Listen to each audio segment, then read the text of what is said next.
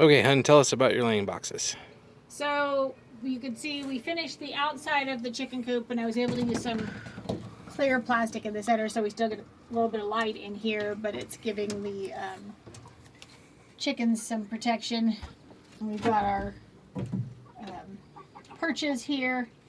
I left a little space there because I'm going to put another little bit of shelf with a cupboard to store supplies in, like the heat lamps and stuff that we use in the winter but don't need year round.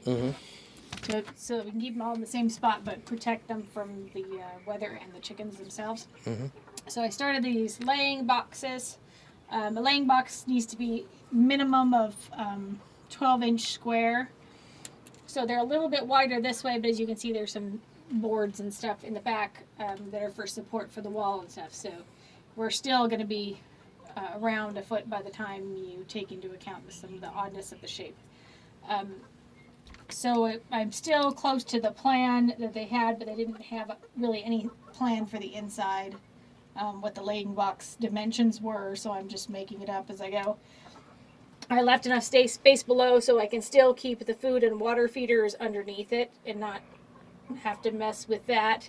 And this shelf on top, I'm going to put the big bag for the wood chips on top of here, as well as I can put the feed bags up here so we don't have to go all the way into the garage to fill the feeders anymore. Nice. So that will be nice. And then I'm just putting these eyes on there because the bag is deeper than this, but as time goes it of course gets smaller.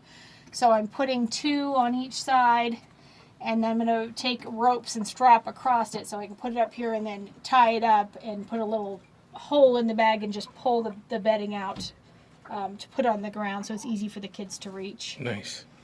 And get into it to take care of the chickens. And I've just used a lot of scrap wood. You can see things are pretty pieced together because we've spent almost nothing on wood. You know, we've had to buy screws, of course. We've got some screws that are reused, but we didn't have enough to finish the project. So all the wood is just different little bits of wood. This is some cupboard pieces that I had